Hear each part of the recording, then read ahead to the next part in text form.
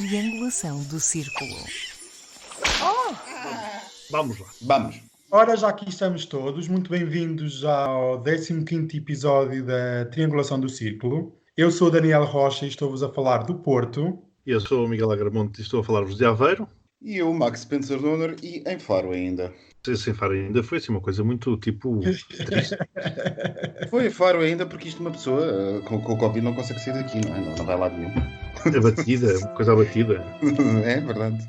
Bem, Miguel, eu penso que hoje tens 2 áudios para nos deliciar aqui na triangulação. Queres falar sobre um bocadinho do que é que nos vais trazer?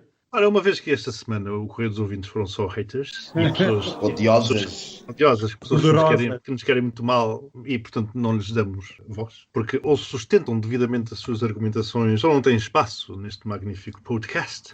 Estava muito bem no sofá, no outro dia, a ver o concurso Joker e aparece-me do concorrente esta declaração que eu achei fabulosa.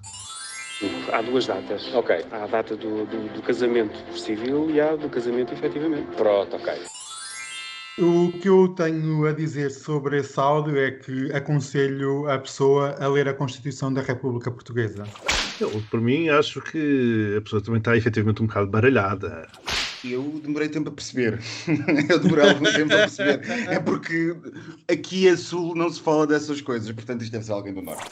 E agora temos o segundo áudio que nos queres apresentar. É verdade, este segundo áudio foram as declarações do ministro Pedro Nuno Santos. Eu estava também muito bem descansado a ouvir televisão quando ouvi esta coisa que me parece magnífica. Se a área portuguesa caísse, nós deixávamos de ter um hub em Lisboa.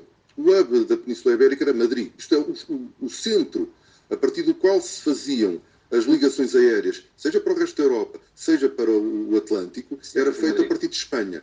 E o que eu tenho a dizer sobre isso é que aconselho o Sr. Ministro a ir ler os livros de economia e livros sobre mobilidade aérea. Eu interrogo-me onde é que esta gente vive. Onde é que eles vivem? Em que país? Em que planeta? Para ser uma banha ranhosa, pura e simplesmente concordo com o que ele diz. O que eu retiro que ele diz é tão simplesmente isto. Se a TAP desaparecesse, o único hub a existir na Península Ibérica seria Madrid. Parece-me uma verdade inatacável. O que ele diz é que o magnífico e grandioso hub de Lisboa desaparece e, portanto... A TAP e a Ibéria são companhias de dimensão semelhante hoje em dia. E elas têm uma lógica de operação semelhante. Se hoje Madrid não fosse já o hub da Península Ibérica. Porque já o é. Não, Madrid é um dos hubs da Península Ibérica. Não, tens o hub e o hubinho. Mas isso decorre de outra conversa que nós teríamos que ter se Lisboa precisa de um aeroporto novo ou não. Mas que de facto Lisboa opera como um hub, opera. Deixamos isso para outro podcast, não? É melhor, é melhor. Eu já estou aqui a ver o alinhamento, a ver se isto fazia parte. E chegamos àquele momento magnífico que é a Gazeta dos Dias Úteis, que o nosso querido amigo Miguel nos traz todas as semanas. E então, Miguel, como é que correu esta semana em termos de notícias? Ora, foi interessantíssima. Eu acho que eu tive dias em que tive algumas dúvidas entre o tema que escolher e não é comum, até porque estamos a aproximar da Silly Season e isto começa a decair. A Gazeta dos Dias Úteis.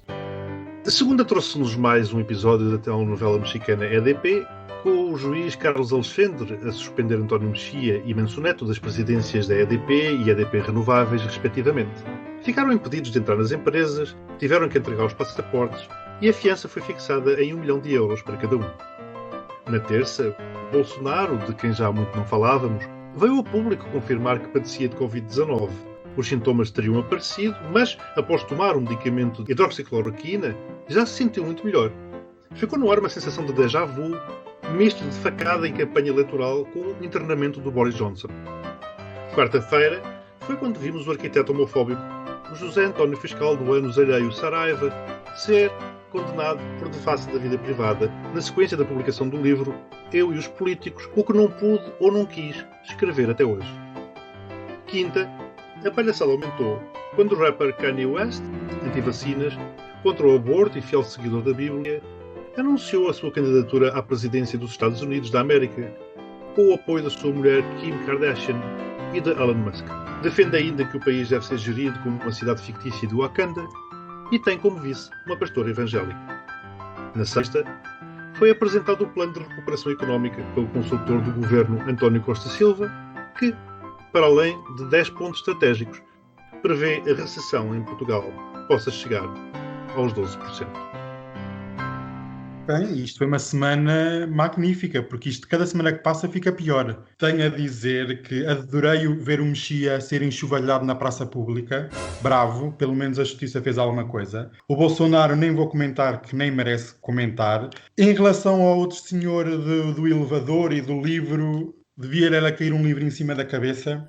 Aqueles levezinhos, que eu não quero que ninguém se magoe. Tudo levezinho. Olha os processos, olha os processos. Olha os processos que não quer ser condenado por devassa da vida pública. Não, essa é incitamento ao crime. A devassa foi ele. E em relação ao Kanye West, acho que simplesmente é uma estratégia de marketing e é uma estratégia do Trump e dos amigos para roubar votos aos democratas. Até agora é tudo zero, aviso já, 0, 1, anda tudo ali na volta. E o plano de recuperação económica, parece que foram buscá-lo ao caixote de lixo dos anos anteriores e fizeram um copy-paste. E novamente é para pôr no caixote de lixo, porque nada disto vai seguir em frente. É 0, 0, 0, é uma semana a 0. Eu acho fantástico como tu todas as semanas dás 0 a tudo. E ainda bem que ele nunca foi meu professor. Eu, sinceramente, a questão da ADP, do Mexia e do... Nós temos mais algum juiz no país? Alguém conhece mais algum juiz? Era exatamente. Eu acho que o Daniel falou no enxovalhar. Eu, por acaso, discordo dessa questão do enxovalhar. Acho que não há necessidade disso e acho que aquelas penas foram ridículas e acho que todo o processo está a ser ridículo e acho que os juízes... Apenas, atenção, aquilo são medidas coativas, bem entendido, certo? Sim, mas acho que o juiz Carlos Alexandre é aquela coisa do super juiz que acaba sempre mal. Vimos como é que acabou no Brasil com o Sérgio Moro e isto a questão do super juiz é exatamente essa e qualquer dia nós temos que fazer um podcast sobre o assunto, porque quando em democracia se sabe o nome dos juízes, então nós estamos a perder alguma coisa pelo caminho. É muito mal. Quando os juízes gostam de ser mediáticos. Vimos também em Espanha, eu não me lembro agora do nome dele, lembras-te daquele super juiz Garzón? O Baltasar Garzón. Sim. Baltasar Garzón. E em Itália também houve um, que há uns anos, há umas décadas. E nunca acabou bem isto. Não acaba nada bem, é um péssimo sinal e sobretudo porque a imprensa portuguesa divide e conseguiu dividir entre o Carlos Alexandre como representante de uma lógica mais dura que nas redes sociais nós vemos que a extrema-direita adora e todo o populista adora, e o outro que supostamente é pintado como representante do laxismo anti-acusação, sempre a exigir que a acusação cumpra determinados requisitos que, modéstia à parte, como jurista vos digo, que não me faz absolutamente a confusão nenhuma, antes pelo contrário. Falas o Evosa, não é? Exatamente. Quando nós começamos a falar ao chamado Ticão, o Ticão tem 2, e se calhar alguém devia pensar neste país em ver se começa a pôr mais juízes no TIC, porque assim, isto há uma imagem da justiça como uma coisa que já sabe-se que vai acontecer tal coisa se for parar com o juiz Carlos Alexandre. Mas adiante, para dar os... Se for parar com o juiz Carlos Alexandre, vai acontecer aquilo que o Ministério Público pede. Exatamente. E, portanto, já todos nós temos essa percepção. Eu não devia, atenção, eu espero que ninguém me esteja a buscar cartas para mandar ao Conselho Disciplinar da Ordem, porque é suposto eu não comentar casos. Mas ninguém aqui sabe que eu sou advogado, está bem? Não estás a comentar casos. Eu não estou a comentar casos, nem estou a comentar a magistratura, estou a ser perfeitamente decordato e elegante com a magistratura e com os meus colegas. Bom, adiante. Portanto, esta história do Mexia e da EDP foi um longo processo. Isto foi um longo processo, mas vá lá, eu dou-lhe 4 pontos. O Bolsonaro, ele convenceu muita gente. A coisa foi muito bem feita, não foi? Ele convenceu muita gente, ele só não convenceu os mesmos do costume. Portanto, ele só não convenceu quem não quer ser convencido, que foi quem... Exatamente. E portanto esses continuam iguais. O que é preciso nestes senhores, como sempre, é continuar a acicatar os haters e a mobilizar os apoiantes. Para o efeito do que se pretendia, isto foi muito bem conseguido, portanto eu dou-lhe 10 pontos. O que acham? 10 pontos. É bem. Isto não é suposto ser como a Eurovisão. É suposto ser como a Eurovisão. O arquiteto Saraiva, que a gente gosta tanto. Eu acho absolutamente fantástico que ele tenha sido condenado por devassa da vida privada. Eu não sei se alguém se lembra, mas este era o livro que era suposto ser apresentado pelo nosso amigo Passos Coelho. Lembram-se? Não, por acaso não me lembrava disso. Não se lembram, mas este era aquele livro que deu a polémica, que tinha supostamente revelações. Alguém referiu no livro que teria tido uma conversa sobre o nosso anterior vice-primeiro-ministro, o Sr.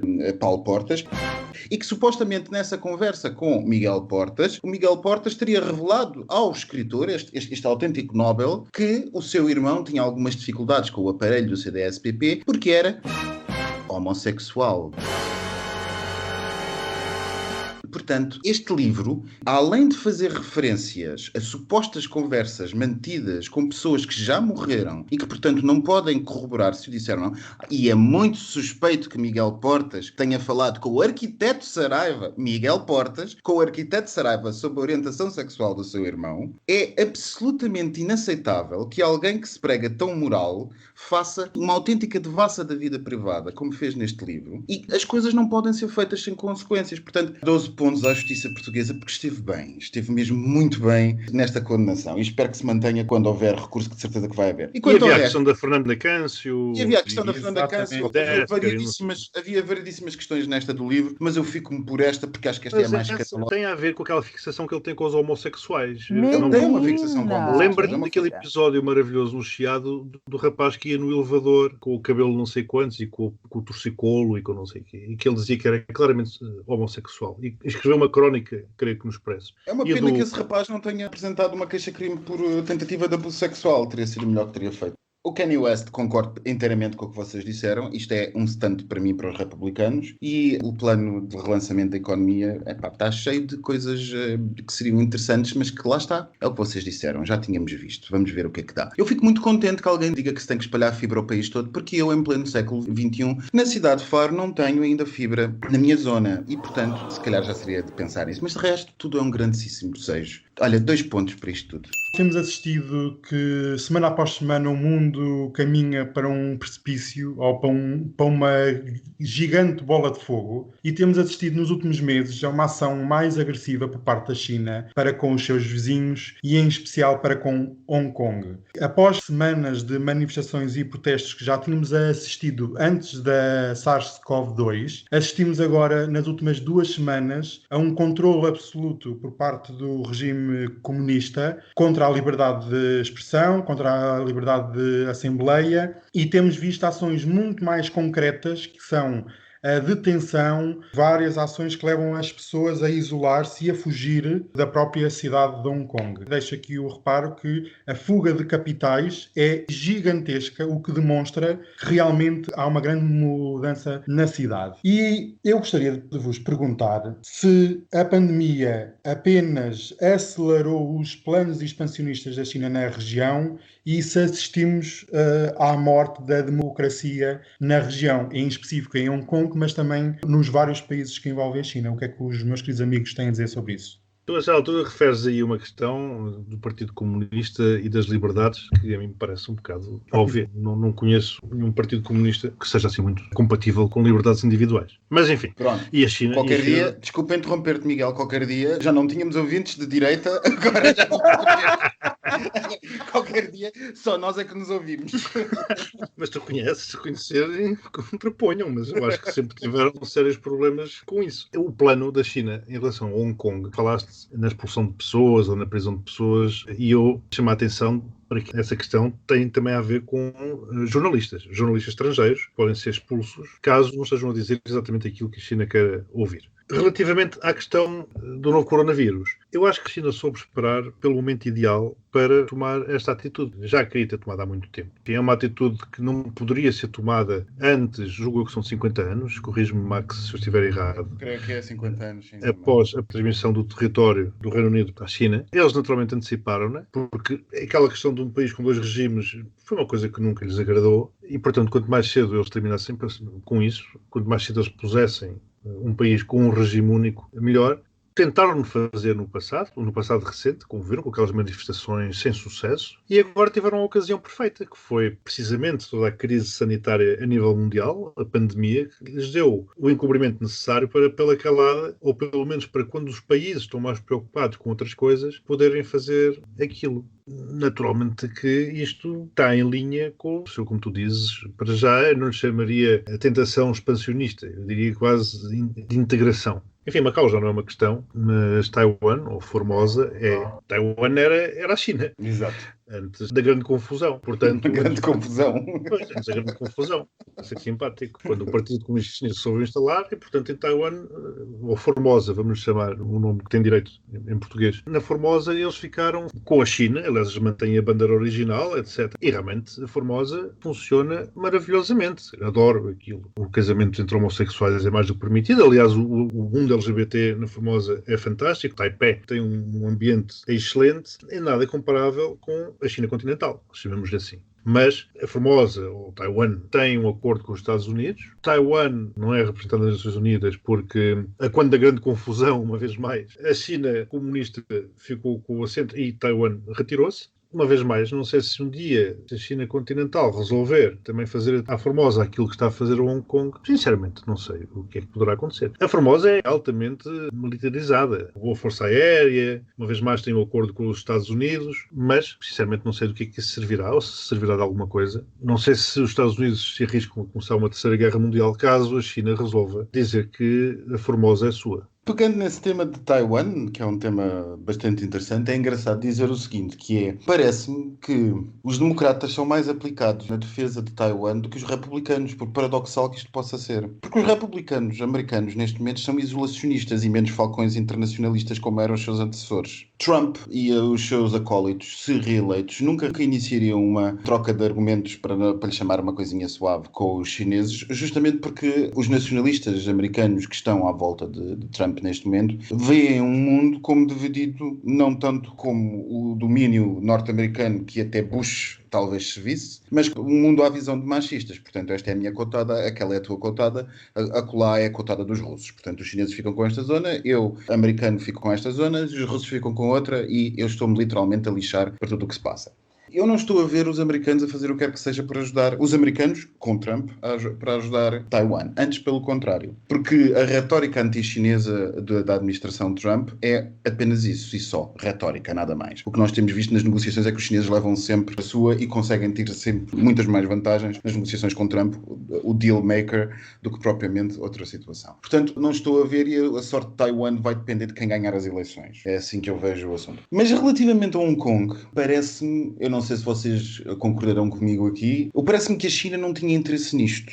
A China tinha interesse em manter Hong Kong como uma praça económica forte. Claro. Até porque praça económica forte, até porque quem sabe as negociatas que giram à volta da China sabe que grande parte delas, dentro da China, passam justamente por Hong Kong. Hong Kong é a testa de ferro que muita gente usa, sobretudo muita elite chinesa utiliza, muita elite chinesa usava, para, por exemplo, fazer passar dinheiro para investimentos internacionais e escapar aos controlos de capitais do Banco Central Chinês e aos controlos tipicamente do aparelho comunista do Estado chinês e todas essas coisas que em Hong Kong, por causa da mobilidade de capitais e financeira, não existia. Para uma certa elite chinesa e uma elite muito próxima do regime, era interessante manter Hong Kong, não apenas porque dava jeito em termos práticos, mas também porque dava um aspecto da China democrática, da China internacional, da China aberta a moderna, a China cosmopolita, e não tanto a China de Jiangsu, ou Xiamen, ou Shenzhen, que basicamente são cidades enormes, mas que não têm a imagem pública, publicitária, geopolítica como têm. Portanto, eu acho que os chineses foram levados a esta situação porque eles se aperceberam, e não é para eles serem bonzinhos, atenção, porque eles se aperceberam que isto já não ia lá com paninhos quentes. Eles já não iam controlar Hong Kong da maneira que estavam a tentar controlar. Com a epidemia e com o avanço da epidemia, com o avanço deste autêntico disparate global que está a ser a Covid, necessariamente eles arriscavam-se a perder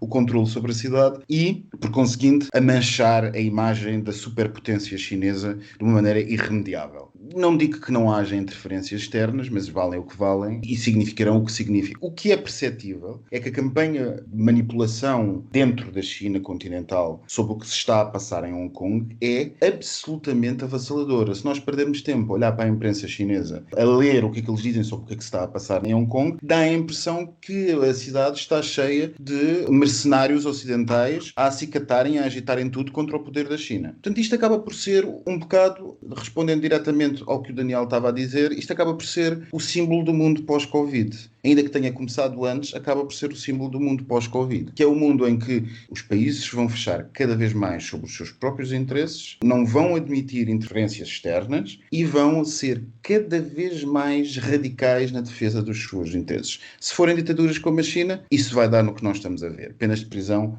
perpétuas e exílio de ativistas políticos. Ponto interessante a não esquecer que ainda vai dar cenas dos próximos capítulos o nosso amigo Bonzo do Reino Unido ter decidido dar direitos de cidadania ou de residência, ainda não percebi muito bem da imprensa internacional, a 3 milhões de cidadãos de Hong Kong. Isso também vai dar muito que falar nos próximos tempos e vamos ver o que é que os chineses vão fazer à City Londrina em resposta. Concordo contigo na questão dos democratas norte-americanos ou se preocuparem mais ou estarem mais atentos com Taiwan do que os republicanos, mas a questão é que eu não sei até que ponto é que realmente se a China resolver fazer uma intervenção semelhante àquela que está a fazer agora com Hong Kong em relação a Taiwan, eu não sei até que ponto é que o acordo assinado, o jogo foi em 49, o acordo assinado para, ou 50, não, 49 foi a Revolução e 50, eu julgo que o acordo é de 50, com os Estados Unidos, não sei se eles ativarão esse acordo, sejam eles democratas ou republicanos, porque realmente o que está em jogo é muito. Concordo também com a questão de Hong Kong, que era uma praça financeira. Ali lavava-se muito dinheiro, mas se calhar Macau, através do jogo, também movimenta muitos capitais e se a questão é lavar dinheiro, se calhar Macau também serve para o mesmo efeito. Naturalmente que não é uma praça financeira, mas a lavagem de dinheiro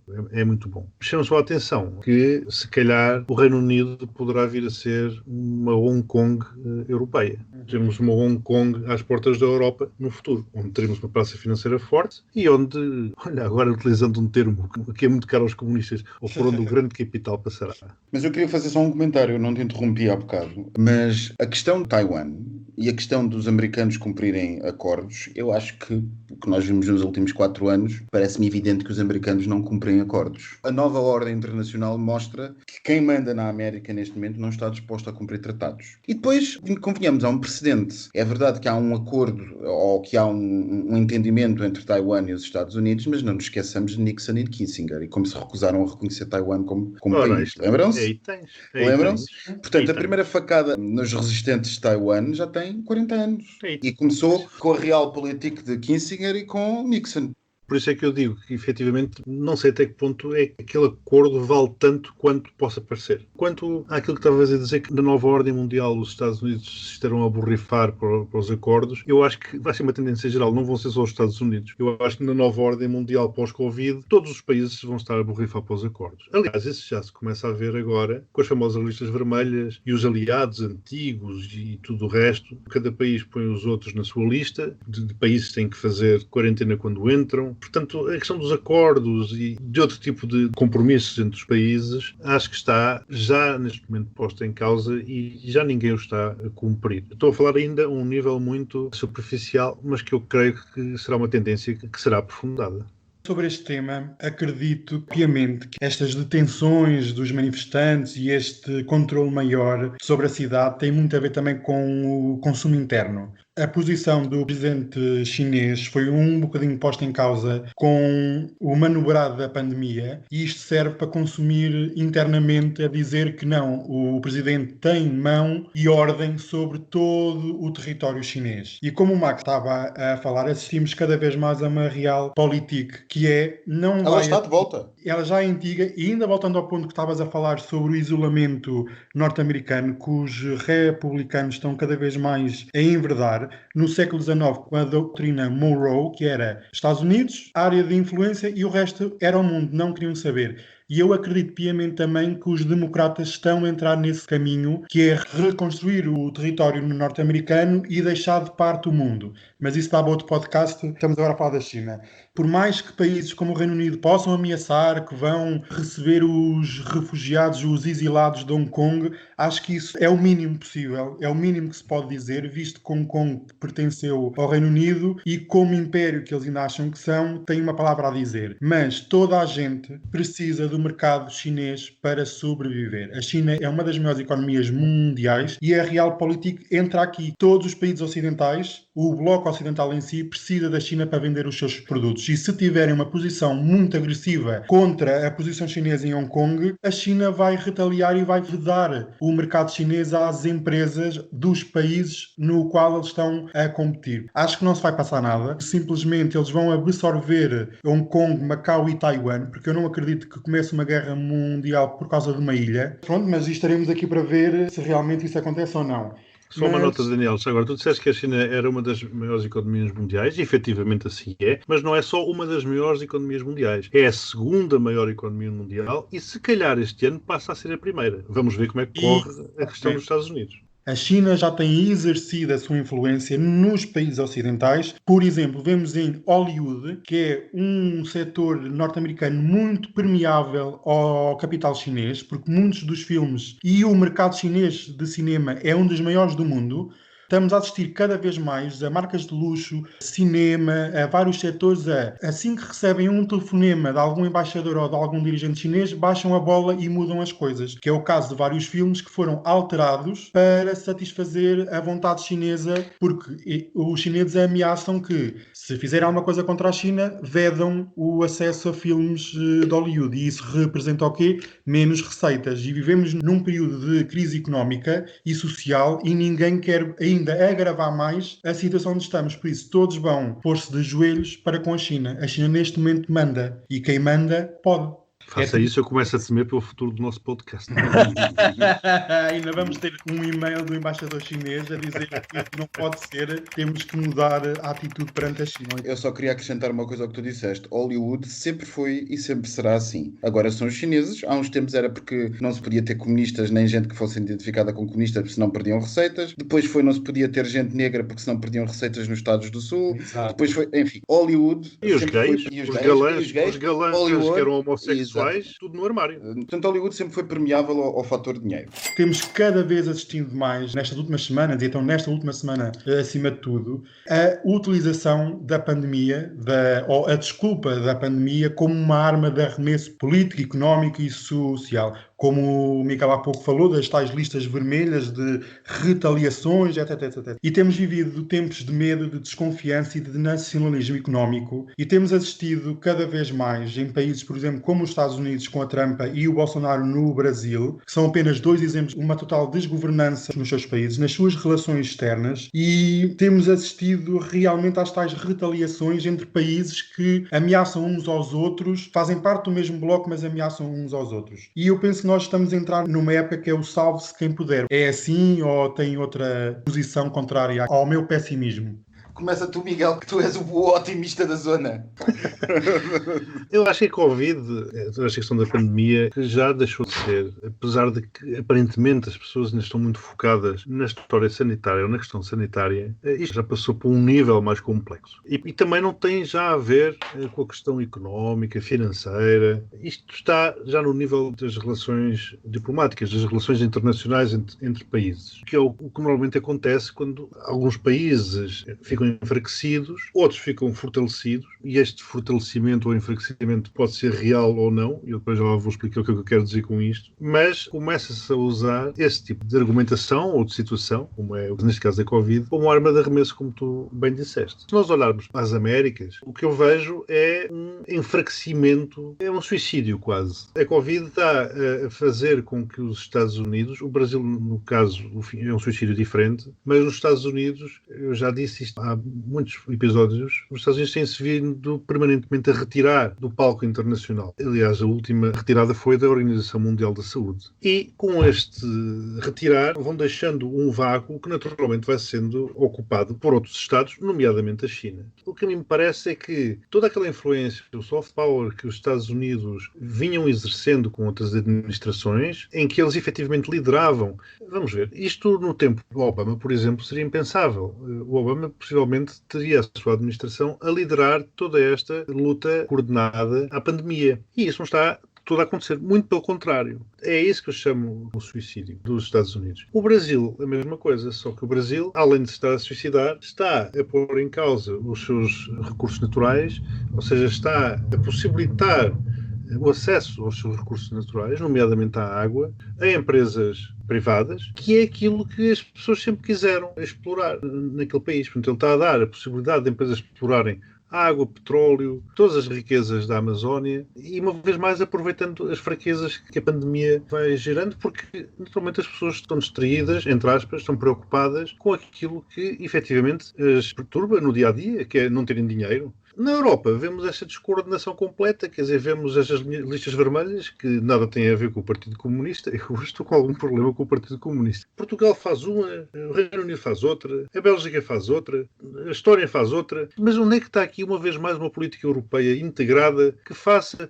Eu não estou a pôr de parte a hipótese de fazerem as chamadas listas vermelhas. Agora, a mim o que me parece estranho é que realmente cada país possa fazer, e voltamos ao início, de acordo com os seus interesses económicos, e não só, estratégicos, geopolíticos, por exemplo, as listas vermelhas que muito bem entenda. E por isso é que eu comecei por dizer aquelas forças e fraquezas que podem corresponder ou não à realidade, porque realmente vemos um Reino Unido onde, no dia em que houve a reabertura dos bares, etc., vimos aquela, eu não sei como classificar, aquela orgia de britânicos bêbados, e aquilo a ser anunciado como um grande sucesso. E depois o Reino Unido coloca Portugal na lista vermelha, quando realmente devia ser ao contrário. Essa jogada diplomática que parece que está a falhar, nomeadamente em Portugal. Eu não tenho muito a acrescentar ao que tu disseste, Miguel, concordo com tudo. Portanto, vou-me limitar a pura e simplesmente fazer uma outra perspectiva, ou não é uma outra perspectiva, talvez apenas um outro ângulo de sumário disto. A mim parece-me que a situação atual está a perder o controle. Ou seja, eu não sei se ela está de facto e do ponto de vista sanitário a perder o controle, ainda que haja uma evolução de este para o oeste, ainda que estejamos agora a reparar que o nível da doença está a estabilizar na Europa e está a aumentar de forma desproporcional nas Américas, em particular nos Estados Unidos e no Brasil. Ainda nos faltam coisas como a Índia e a África. Vamos ver o que é que tudo isto vai ser nos próximos meses. Mas há uma coisa que me parece já óbvia, é que a doença, a pandemia em si, controlada ou não, criou o cocktail perfeito de desconfiança do outro. Tudo o que seja o outro é para desconfiar. Os nossos políticos, toda esta geração de estadistas que nós temos pelo mundo, não são particularmente grandes fulanos de coluna vertebral ou o que quer que seja. Aliás, nós hoje em dia, quando pensamos em grandes políticos no mundo, andamos assim a tentar encontrar aqui ou acolá alguém que possamos dizer esta pessoa é uma pessoa de coluna vertebral e provavelmente acaba quase tudo sempre alguns na Nova Zelândia ou uma coisa assim do género. O que é uma coisa nova. Nós não temos políticos de coluna vertebral. Portanto, isto está tudo ao ralenti, está tudo em navegação por si mesmo e o que está a acontecer é que nós estamos a radicalizar as nossas posições políticas e, por conseguinte, a dar fogo aos ódios internos. E nós assistimos em todos os países a uma generalização de preconceitos que nós pensávamos mortos há 5 anos. Portanto, quando o país A não permite o país B porque acha que o país B não tem estas condições ou com outras condições, às vezes os critérios até podem ser científicos, mas aquilo que depois passa para a população e normalmente é justificado perante a população é que este ou aquele país é menos ou mais, ou que as pessoas deste ou daquele país têm menos cuidados do que o nosso país e, como tu referiste, Miguel, a situação do Reino Unido é uma situação absolutamente fantástica. Quer dizer, é o país da Europa com dos ou com mais infectados, que já tem toda a gente na rua a encher pubs e a fazer a noite, e, no entanto, é um país que se coloca, de uma maneira bastante britânica, podemos dizer, é o país que se coloca de uma certa posição de dizer a países com a situação muito mais controlada, que nem pensar que são perigosos. Tudo isto, naturalmente, vai contribuir para a psique comum e eu insisto para ser um pessimista, por isso é que eu te quis deixar seres tu primeiro, Miguel. E achas que eu fui otimista? Não foste, mas acho que isto tudo vai ser o caldinho que as extremas-direitas precisavam. Em Portugal, o país divide-se entre querer aviões cheios de turistas e uma outra metade que acha que tudo que vem de fora é horrível e insuportável. O que é facto é que as brincadeiras políticas já levam a que se espere que, por exemplo, o Algarve atinja os 40% de desemprego. Espera-se, fala-se cá por baixo, na imprensa regional, sem vergonha, níveis próximos de 40% de desemprego. Isto é tremendo. Isto é de uma consequência social e económica avassaladora. Estas brincadeiras, destas listas e destas gestões políticas que os países andam a fazer têm consequências reais. As consequências reais nas pessoas vão levar a mudanças políticas ao nível de autênticos abalos telúricos, de tremores de terra. E o mundo que virá depois disso é um mundo que eu não sei se a gente vai gostar.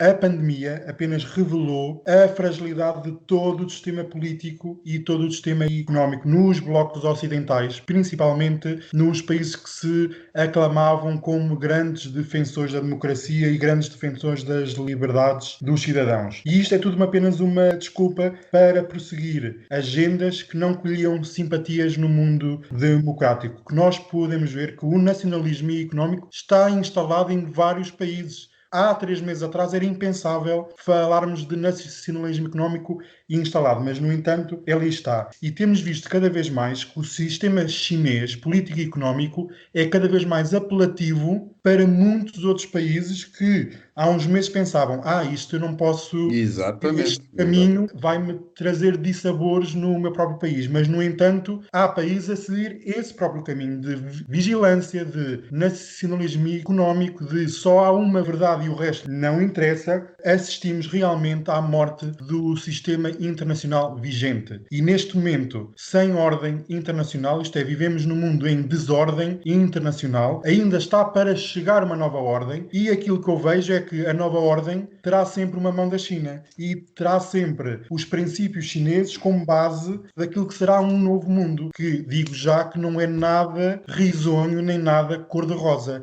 Ouves a voz popular, a voz do povo, a dizer a China é que sabe, a China é que soube controlar aquilo. Exatamente, isso é muito perigoso. Isso é um vírus que se instala na cabeça das pessoas. Pior do que o novo coronavírus. Mas aconselho os nossos ouvintes a ouvir o podcast até ao fim, porque é uma música que na altura representou muito e hoje em dia pode ser a banda sonora da pandemia e destes novos tempos que vivemos. Passadeira, maricona. E esta semana, mais uma vez, amigos, temos um clássico. Vamos voar para a Espanha pela Ibéria, não é pela TAP, aviso já, é pela Ibéria. E vamos à família real. Outra vez? Exatamente, acertaste. Ganhaste Esta 10 mulher mil leva a vida da família real, leva a vida nas cuecas da família real, esta mulher. Eu adoro bater na família real, adoro. E esta semana tivemos outra vez a ex-amante do ex-rei a dar uma entrevista a uma revista cor-de-rosa internacional em que afirma que recebeu 65 milhões de euros do Juan Carlos como presente de amor e gratidão. E eu só tenho a dizer que ninguém me oferece este dinheiro por mamar e gostar de mim. Quer dizer, eu também queria, não é? 65 milhões de euros, amigos, quem é que tem disponíveis? Eu adoro muito... Olha, faz um canal ao OnlyFans e deixa-te queixar. Mas outro tema que eu também gostaria de trazer, e também tem a ver com Espanha, mas tem a ver com a República Espanhola. O que é a República Espanhola? É a Assembleia. Ele enganou-se. Ele queria dizer com o Estado espanhol, não com a República, filha. Pois é, estava enganei-me. Então, pronto, eu estava a ver que estava desatualizado, que tinha acontecido alguma coisa. Eu pensei que ele fosse um comentário histórico. O caso que envolve o partido Podemos, que é um dos partidos que apoia o governo de Pedro Sánchez. Em 2015, uma assessora do Podemos no Parlamento Europeu sofreu um assalto em que foi roubado o telemóvel. E, para além de fotos íntimas da assessora, o telemóvel tinha gravado várias mensagens de WhatsApp entre a assessora e o Pablo Iglesias. Digo já que estas mensagens eram muito embaraçosas para o próprio. E em 2016, o site OK Diário publicou algumas dessas conversas em que se incluía uma conversa de Iglesias em que ameaçava uma jornalista com açoites até sangrar. Também havia aquele juiz que, quando começava a sessão, depois pedia à outra para... Vocês estão a fazer BDS shaming. E assim que foram divulgadas, o Pablo Iglesias disse que aquilo era uma campanha política para denegrir a ele próprio, bem como ao partido que estava a ter uma ascensão muito grande. E então, um dos cartões do telemóvel roubado em 2015 foi encontrado na posse de um ex-polícia e esse polícia foi acusado de roubar e difundir imagem e informação comprometedora de políticos. E agora é que entra o twist. Um mês depois do roubo, já em 2016, o Pablo Iglesias recebe o cartão original do telemóvel roubado, que foi-lhe dado por um diretor da revista Interview, que recusou a publicar o conteúdo dessas mesmas mensagens de WhatsApp e, em vez do Iglesias devolver o cartão à assessora, ficou na sua posse mais de 6 meses. E quando o devolveu, estava danificado e inutilizável, tendo sido as mensagens de WhatsApp todas apagadas. Muitas vezes, quando nós vemos casos de cabalas políticas, muitas vezes é tudo fabricado. E esta semana eu quero deixar 2 grandes beijinhos. Um deles é para o ex-diretor de informação da TVI, o Sérgio Figueiredo. Demitiu-se, ou foi demitido, não sei muito bem como é. Esse senhor está proibido de contactar o António Mexia e todos os envolvidos no caso da EDP. Porquê? Porque foi administrador da Fundação EDP e fazia visitas à barragem que está incluída no processo de acusação, por isso estão todos impossíveis de contactar uns com os outros. E só revelo que ser influencer é isto. Influencer fora das redes sociais chama-se nepotismo. E outro beijinho que é, finalmente, o João Rendeiro do ex-BPP foi condenado por 5 anos, mas já recorreu ao Supremo, por isso ainda vamos estar mais aqui uns tempos à espera, mas pelo menos cada vez está mais próximo da cadeia. Bravo! And furnish it with love. Grow apple trees and honey bees and snow white turtle doves. I like to teach the world to sing